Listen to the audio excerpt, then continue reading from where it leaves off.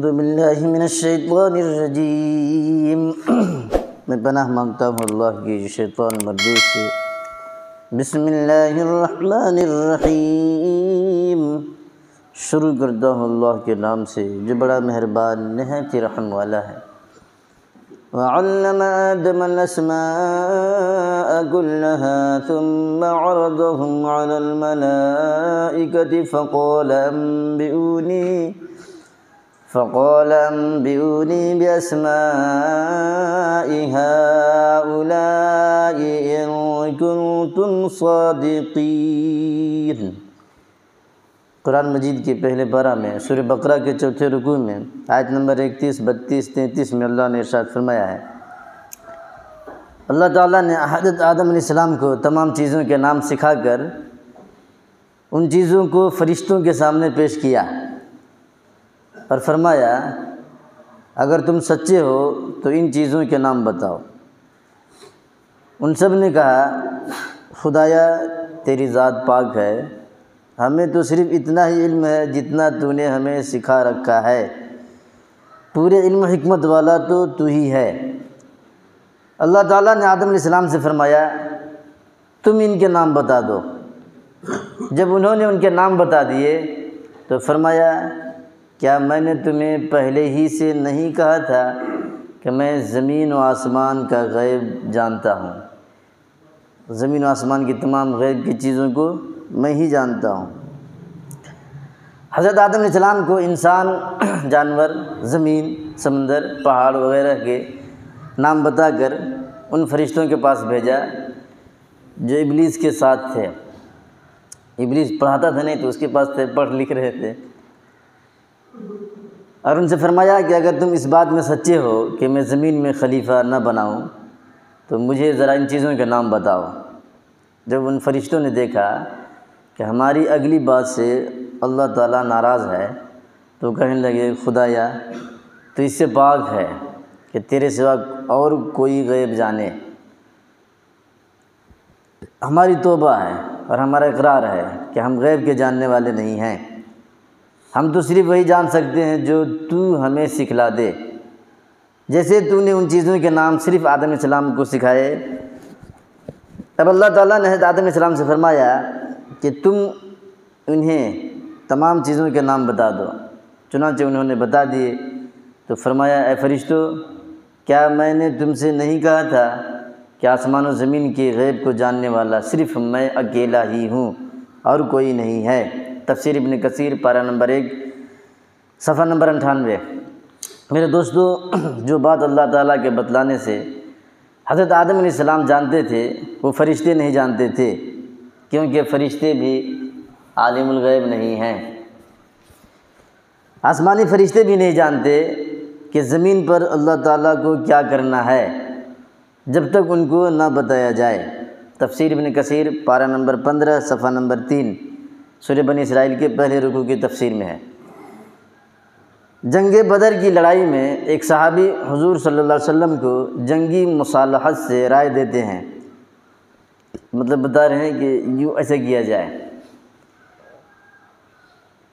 تو اسی وقت ایک فرشتہ اللہ کی طرف سے اپنے حبیب رسول کریم صلی اللہ علیہ وسلم کو حضرت جبریل علیہ السلام کی موجودگی میں یہ حکم پہنچاتا ہے کہ اس صحابی کی رائے ٹھیک ہے۔ ایک فرشتہ آ کے بتا رہا ہے۔ حضور پاک صلی اللہ علیہ وسلم نے حضرت جبریل علیہ السلام سے پوچھا آپ اس کو پہچانتے ہیں؟ حضرت جبریل علیہ السلام نے فرمایا کہ آسمان کے تمام فرشتوں کو میں نہیں پہچانتا، ہاں اتنا کہہ سکتا ہوں کہ یہ فرشتہ ہے، شیطان نہیں ہے۔ پھر اسی رائے پر عمل ہوا۔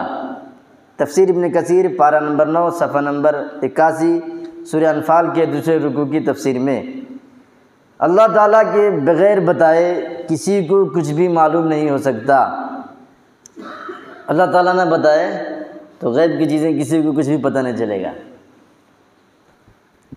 لیکن لوگوں نے ایسا اللہ کی جو صفت خاصہ ہے علم غیب، ایسے ایسے لوگوں کو لکھا ہے، اتنا گھٹیا جانوروں کو بھی لکھا ہے۔ اللہ حفاظت فرمائے۔ نبی کو بھی کہا ہے کسی نے لکھا کہ نبی عالم الغیب ہیں، حضور صلی اللہ علیہ وسلم عالم الغیب ہیں، اولیاء کرام عالم الغیب ہیں، صحابہ کرام عالم الغیب ہیں، ہمارے بزرگاں عالم الغیب ہیں، شیخ عبد القادر جیلانی رحمۃ اللہ عالم الغیب ہیں، شیخ عبد القادر جیلانی کی بلی عالم الغیب ہے، اور ہمارے اعلیٰ حضرت احمد رضا خان بریلوی بھی عالم الغیب ہیں۔ وہ نبی کو اس لیے لکھا کہ ادھر والا الو سیدھا کریں، جب جڑ کاٹ دیا جائے کہ نبی بھی عالم الغیب نہیں ہے تو ادھر کون پکڑا لیتا ہے، اس لیے نبی کو لکھا ہے۔ گدھا، گھوڑا، بلی، یہ سب عالم الغیب ہے۔ یہ صفت خاصہ ہے صرف اللہ رب العالمین کے لیے، اس صفت میں کسی کو شریک کرنا شرک کہلائے گا، بہت خطرناک چیز ہے۔ عالم الغیب صرف اللہ کی ذات ہے۔ ایسے لوگوں کا علاج حکیم الامت مولانا اشرف علی تھانی رحمۃ اللہ علیہ اچھی طرح سے کرتے تھے۔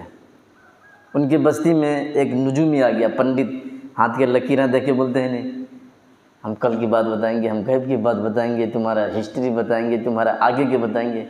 آ گیا ان کی بستی میں، سب کو دیکھ دیکھ کے بتا رہا ہے۔ کسی نے آگے کہہ دیا اشرف علی تھانی رحمۃ اللہ علیہ سے کہ حضرت ایک علم غیب والا آدمی آیا ہے، وہ کہتا ہے کہ ہم کل کی باتیں بتاتے ہیں۔ تو مولانا اشرف علی تھانی رحمۃ اللہ علیہ نے کہا اس کو پکڑ کے لاؤ یہاں۔ لے آئے پکڑ کے، کیا ہے بھائی بول، سنا ہے کہ تو کل کی باتیں بتا رہا ہے۔ کہاں میں بتاتا ہوں، کل کی باتیں بتاتا ہوں، پرسوں کی بھی بتاتا ہوں، آج ہی بتا دوں تم کیا۔ اچھا بیٹھ یہاں، اتنا بڑا لکڑی منگایا، کہ بیٹھ آرام سے بیٹھ جا، بول اس لکڑی سے میں تجھے کہاں ماروں گا، سر میں ماروں گا، پیر میں، پیٹھ میں، ہاتھ میں، کہاں ماروں گا بول۔ سمجھ میں نہیں آ رہا ہے۔ کہا الو کے پٹھے عقل کے دشمن، آنکھیں کے سامنے رکھا ہوا ہے، سمجھ میں نہیں آ رہا ہے، کل والا کیسے بتاتا ہے؟ ارے آنکھ کے سامنے ہے لکڑی، آنکھ کے سامنے میں بیٹھا ہوں، یہ والا سمجھ میں نہیں آ رہا ہے کہ کہاں لگے گا، تو کل والا کیسے بتاتا ہے؟ تو ایسے لوگوں کے علاج ایسے ہی کرنا پڑے گا۔ بدمعاشی کرتے ہیں، کوئی نہیں جانتا غیب کی بات، غیب کی بات کوئی نہیں جانتا۔ کھانے پینے کے لیے، پیٹ پالنے کے لیے دھندا کھول لے تو الگ بات ہے، ورنہ کسی کو پتہ نہیں ہے، سب بکواس ہے۔ حضور پاک صلی اللہ علیہ وسلم جتنا اللہ نے بتایا ان کو اتنا پتہ ہے، لیکن پھر بھی عالم الغیب نہیں ہے، پھر بھی عالم الغیب نہیں ہے۔ قرآن شریف کی ایک آیت ہے 5ویں پارہ میں سورہ النساء کی، اس آیت میں ہے وَلَوْلَا فَضْلُ اللَّهِ عَلَيْكَ وَرَحْمَتُهُ لَهَمَّتْ طَائِفَةٌ مِّنْهُمْ أَن يُضِلُّوكَ وَمَا يُضِلُّونَ إِلَّا أَنفُسَهُمْ وَمَا يَضُرُّونَكَ مِنْ شَيْءٍ وَأَنزَلَ اللَّهُ عَلَيْكَ الْكِتَابَ وَالْحِكْمَةَ وَعَلَّمَكَ مَا لَمْ تَكُنْ تَعْلَمُ۔ اس میں اللہ بتا رہا ہے وَعَلَّمَكَ مَا لَمْ تَكُنْ تَعْلَمُ، اللہ نے آپ کو وہ چیز سکھایا جو آپ نہیں جانتے تھے۔ یہ اللہ نے آپ کو وہ سکھایا، حضور صلی اللہ علیہ وسلم سے خطاب ہے ڈائریکٹ، کہ اللہ نے آپ کو وہ سکھایا جو آپ نہیں جانتے تھے۔ عالم الغیب کو سکھایا جاتا ہے؟ عقل میں پردے پڑ گئے ہیں، دیوانے ہو گئے، مینٹل ہو گئے۔ یہ لوگ کیا بولتے ہیں کہ اللہ نے سب کچھ سکھا دیا اس لیے حضور صلی اللہ علیہ وسلم عالم الغیب ہو گئے۔ بھلا عالم الغیب کو بھی سکھایا جاتا ہے؟ ذرا تو عقل ہے نہیں ہے۔ اللہ تعالیٰ کو ہم عالم الغیب مانتے ہیں، تم دکھاؤ ساری قرآن کی آیتوں میں، حدیث کی کتابوں میں کہیں بھی دکھا دو کہ اللہ کو کسی نے کچھ سکھایا ہے۔ عالم الغیب کو سکھایا جاتا ہے؟ جب وہ سب کچھ جانتا ہے تو سکھانے کی ضرورت کیا ہے؟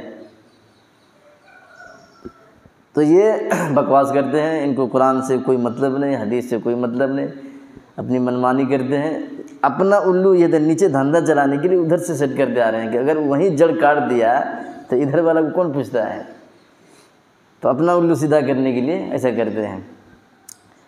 بلی کو کوئی عالم الغیب لکھ رہا ہے، ان کی کتابوں میں پڑھا ہوں، گدھے کو لکھا ہے، گدھے کو لکھا ہے عالم الغیب تھا۔ ایسے بدمعاشی کرتے ہیں۔ عالم الغیب جو ہے صرف اللہ کی ذات ہے۔ باقی اس کے علاوہ کوئی نہیں ہے، کوئی نہیں جانتا ہے، سب گڑبڑ ہے، جھوٹ ہے، ملاوٹ ہے، مکسچر ہے، شرک ہے۔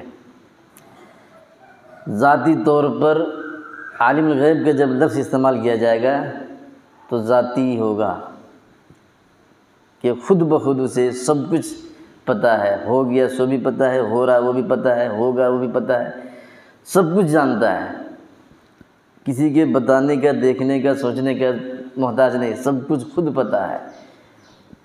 ایسا کسی کے پاس علم نہیں ہے۔ اللہ تعالیٰ ہم سب کو سمجھنے کی، عمل کرنے کی توفیق عطا فرما دے، آمین۔ بسم اللہ الرحمن الرحیم، لک الحمد و لک الشکر یا اللہ، اللہم انت السلام و منک السلام و الیک یرجع السلام، ربنا حینا بالسلام وادخلنا برحمتک دار السلام، تبارکت ربنا وتعالیت یا ذا الجلال والاکرام، اللہم انا نسألک العفو والعافیۃ فی الدنیا والآخرہ، اللہم انا نسألک العفو والعافیۃ فی الدنیا والآخرہ، ربنا آتنا فی الدنیا حسنہ وفی الآخرۃ حسنۃ وقنا عذاب النار وقنا عذاب القبر وقنا عذاب الحشر وقنا عذاب الدین وقنا من فتنة المسیح الدجال وقنا من فتنة المحیاء والممات، ربنا آتنا من لدنک رحمۃ وہیئ لنا من امرنا رشدا، ربنا آتنا من لدنک رحمۃ وہیئ لنا من امرنا رشدا، ربنا اغفر لنا ولإخواننا الذين سبقونا بالإيمان ولا تجعل في قلوبنا غلا للذين آمنوا ربنا إنك رؤوف رحيم، ربنا تقبل منا إنك أنت السميع العليم وتب علينا إنك أنت التواب الرحيم، جزا الله عنا محمد ما قاله صلى الله عليه وسلم، وصلى الله تعالى على خير خلقه محمد وآله وأصحابه وأزواجه ذرياته وأهل بيته أجمعين برحمتك يا أرحم الراحمين۔